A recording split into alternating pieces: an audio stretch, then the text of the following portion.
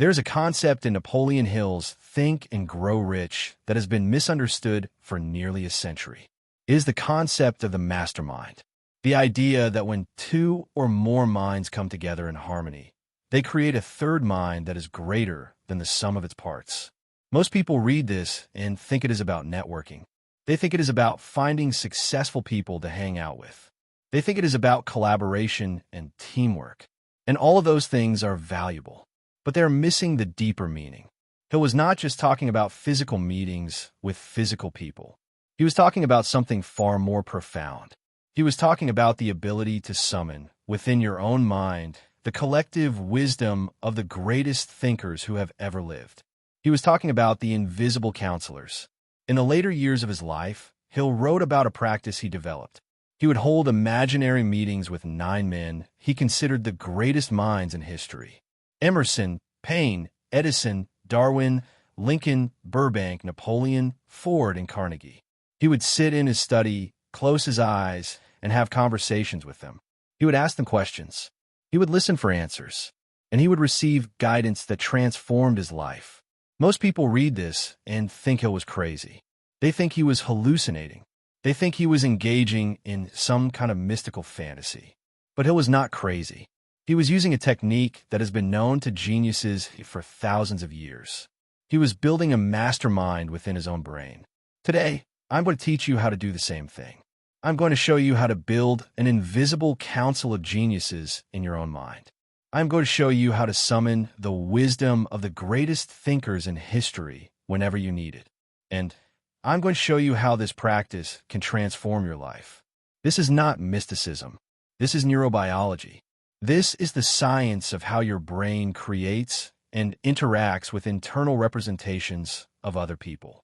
And it is one of the most powerful tools for personal transformation ever discovered.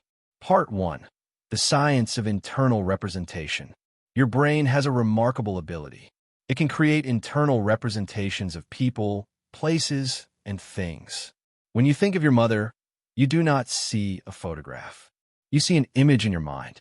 When you think of your child at home, you do not need to be there physically. You can be there mentally. Your brain creates a model of reality that you can interact with internally. This is not imagination in the sense of making things up. This is imagination in the sense of using your brain's modeling capacity to simulate reality. And here is the key insight. Your brain does not fully distinguish between external reality and internal representation. The same neural circuits activate when you imagine something as when you actually experience it. When you imagine a conversation with someone, your brain activates many of the same regions that would activate during a real conversation. When you imagine receiving advice from a mentor, your brain processes that advice as if it were real. When you imagine the presence of a great mind, your brain actually becomes more like that mind. This is the neuroscience behind Hill's invisible counselors. He was not talking to ghosts. He was using his brain's natural capacity to model other minds. And by modeling the minds of geniuses, he was literally making his own brain more like theirs. Part 2. The history of the practice. Hill was not the first to discover this practice. It appears in every wisdom tradition. The Stoics practiced something similar. Marcus Aurelius wrote about summoning the image of a wise mentor when facing a difficult decision. He would ask himself, what would Seneca do? What would Epictetus do? And by imagining their counsel, he would access their wisdom. The Buddhist practice is something called visualization of enlightened beings. They imagine the presence of a Buddha or a Bodhisattva. They visualize that being radiating wisdom and compassion. And over time, they internalize those qualities. The Christian mystics practiced the presence of saints. They would imagine themselves in conversation with Francis or Augustine or Teresa. They would ask for guidance and listen for answers. The Jewish tradition speaks of the Lamed Vav, the 36 hidden saints whose wisdom sustains the world. The mystic seeks to connect with them internally. The indigenous traditions speak of ancestor guidance. The shaman calls upon the wisdom of those who came before. All of these traditions, separated by thousands of miles and thousands of years, arrived at the same practice. The practice of summoning internal representations of wise beings and receiving their counsel. Why? Because it works. Because the human brain is designed for this. Because when you imagine wisdom, you become wise. Part 3. Why it works. Let me take you deeper into the neuroscience of why this practice works. Your brain contains something called mirror neurons. These are neurons that fire both when you perform an action and when you observe someone else performing that action. They are the basis of empathy, of learning, of imitation. When you watch someone do something, your brain practices doing it. But mirror neurons do not require physical presence. They fire even when you imagine someone. When you vividly imagine a great thinker, your brain begins to mirror that thinker. It begins to fire in similar patterns. It begins to access similar ways of thinking. This is why reading biographies of great people is so powerful. You're not just learning facts. You are training your brain to think like them. This is why surrounding yourself with wise people is so valuable. Your brain naturally mirrors those around you. This is why he'll emphasize the mastermind so strongly. He understood that you become like the people you associate with physically or mentally. But here is the insight that changes everything. You do not need physical access to great minds. You can access them internally. You can build a mastermind within your own brain. You can surround yourself mentally with the greatest thinkers in history. And over time, your brain will become more like theirs. Part 4. How to build your invisible counsel. Now let me give you the practical steps for building your own invisible counsel. This is the protocol that Hill used. This is the protocol that the mystics used. This is the protocol that you can use starting today. Step 1. Choose your counselors. The first step is to choose who will be on your council. Hill chose 9 men. You can choose any number, but choose wisely. These are the minds you will be spending time with. These are the beings whose wisdom you will be internalizing. Choose people who embody the qualities you want to develop. If you want to develop courage, choose someone courageous. If you want to develop wisdom, choose someone wise. If you want to develop creativity, choose someone creative. You can choose historical figures. You can choose living people. You can choose fictional characters. You can choose spiritual beings. The only rule is that they must represent the qualities you want to cultivate. Write down your list. For each person, write down why you chose them. What qualities do they embody? What wisdom do they offer? What do you hope to learn from them? Step 2. Study your counselors. The second step is to study your counselors deeply. You cannot have a meaningful conversation with someone you do not know. Read their writings. Read biographies about them. Study their lives, their work, their teachings. The more you know them, the more vivid your internal representation will be. This is not academic study. This is intimate study. You're getting to know these people. You're learning how they thought, how they felt, how they made decisions. You are building a rich internal model of their minds. Step 3. Create a space. The third step is to create a physical and mental space for your counsel. Hill had a study where he would conduct his meetings. You need a place where you can be undisturbed. A room, a corner, a park bench. Somewhere you can sit in silence and focus. In that space, you will create the mental environment for your counsel. Some people like to have photos of their counselors. Some people like to light a candle. Some people like to close their eyes and imagine a meeting room. Do whatever helps you enter the state. Step 4. Summon your counsel. The fourth step is the practice itself. Sit in your space. Close your eyes. Take a few deep breaths. Then begin to summon your counselors. Visualize them one by one. See them clearly. Feel their presence. Welcome them. He'll describe this process in detail. He would imagine a long table with each of his counselors seated around it. He would greet each one personally. He would feel their presence as real. Do not worry if this feels strange at first. It will become more natural with practice. The key is vividness. The more vividly you can imagine them, the more powerful the effect. Step 5. Ask your questions. The fifth step is to ask your questions. What do you need guidance on? What problem are you facing? What decision do you need to make? Ask your counsel for their wisdom. Then listen. Do not force the answers. Just listen. You might hear words. You might get images. You might have feelings. You might just have a sense of knowing. Whatever comes, receive it. Trust that your brain is accessing wisdom. Hill reported that sometimes his counselors would speak directly to him. Sometimes they would argue among themselves. Sometimes one would dominate the conversation. Whatever happens, let happen. You're not controlling this process. You are facilitating it. Step 6. Give thanks. The sixth step is to give thanks. When you feel the meeting is complete, thank your counselors. Express gratitude for their wisdom. Then slowly bring your awareness back to the room. Open your eyes. Write down whatever insights you received. Step 7. Repeat. The seventh step is to repeat. This is not a one-time practice. This is a discipline. Hill did this daily for years. The more you practice, the more vivid the experience becomes. The more you practice, the more wisdom you receive. The more you practice, the more you become like your counselors. Part 5. The 30-Day Counsel Protocol. Here is a complete 30-day protocol for building your invisible counsel. Week 1. Selection and study.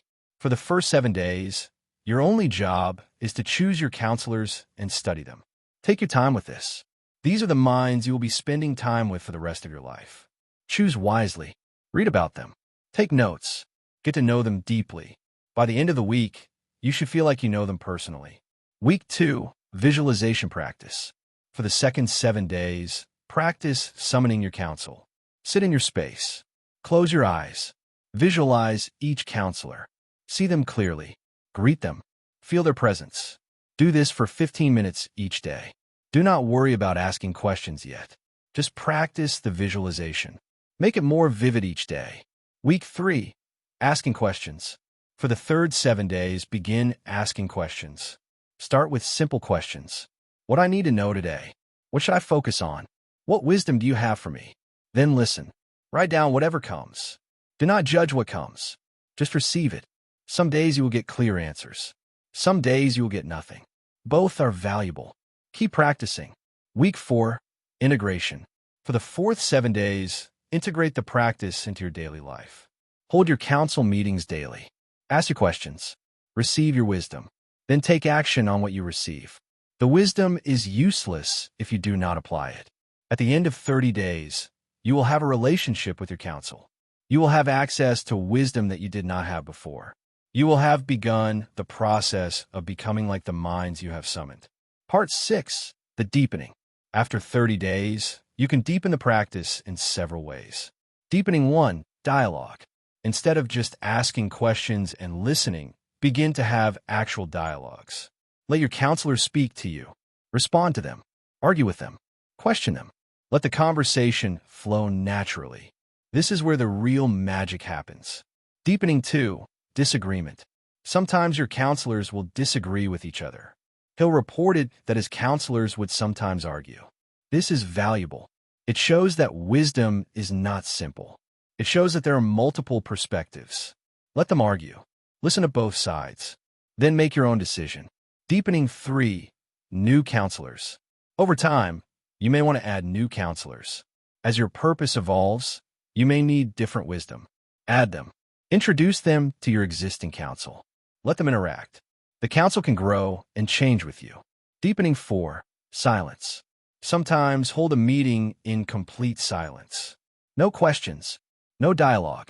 Just sit in the presence of your counsel. Feel their energy. Absorb their wisdom without words. This can be the most powerful practice of all. Part 7. The philosophy of the counsel. The philosophers have understood this practice for millennia. Plato spoke of anamnesis, the recollection of knowledge that the soul already possesses. The counsel is a way of accessing that knowledge. Aristotle spoke of the active intellect, a universal intelligence that becomes available to us when we think deeply. The counsel is a way of connecting with that intelligence. The Neoplatonists spoke of the hypostases, levels of reality through which wisdom flows from the one to the many. The counsel is a way of tapping into that flow. Jung spoke of the archetypes, universal patterns, and the collective unconscious. The counselors are archetypal figures that embody wisdom. Hill spoke of the invisible counselors as real beings. He believed they were actual entities that existed in another dimension. Whether you believe that or not, the practice works. The wisdom comes. the transformation happens. The philosopher can't distinguish between the noumenal world, things as they are, and the phenomenal world, things as we experience them. We can never know the noumenal directly, but we can experience the phenomenal. And the phenomenal experience of wisdom is real, regardless of its ultimate source. This is the pragmatic view. Does it work? Does it produce results? Does it transform your life? For Hill, for the mystics, for the countless others who have practiced this, the answer is yes. Part 8. The promise of the counsel. What happens when you build and maintain an invisible counsel? What awaits you on the other side of this practice? You will have access to wisdom beyond your own. When you face a difficult decision, you will not be alone. You will have the counsel of the greatest minds in history. You will hear their voices. You will feel their guidance. You will develop qualities you admire. By spending time with courageous minds, you become courageous. By spending time with wise minds, you become wise. By spending time with creative minds, you become creative. This is the law of association. You become like those you spend time with, physically or mentally. You will have a sense of companionship.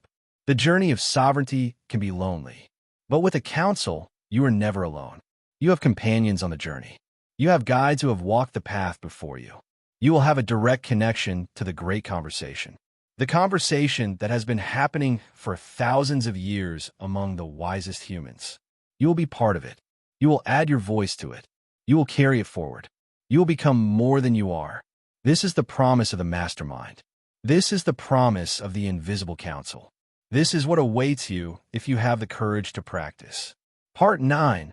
The invitation. And now we come to the end, not of the journey, but of the beginning. Because everything I have shared with you today is just a map. The territory is yours to cross. The counsel is yours to build. The wisdom is yours to receive.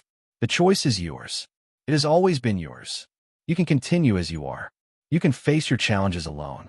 You can rely only on your own limited experience. You can struggle through without guidance. Or you can build a counsel. You can summon the greatest minds in history. You can access wisdom beyond your own. You can transform yourself through association with genius. This is not a choice you make once. It is a choice you make every day. Every time you sit in silence and summon your counsel, you are choosing. Every time you ask for guidance, you are choosing. Every time you listen for answers, you are choosing. You are choosing to become more than you are. Choose wisely. Choose deliberately. Choose now. The counsel awaits. I will see you there. Post credits, the continuation. If this practice speaks to you, if you feel the call to build your own invisible counsel, then I invite you to begin today. Choose your first counselor. Just one. Study them this week. Then next week, sit in silence and summon them. Ask one question. Listen for the answer. That is the beginning. Then add another, and another. Build slowly. Build deliberately. Build with intention. I have given you the map. I have given you the protocol. I have given you everything I have learned. Now it is up to you. The counsel awaits. I will see you there.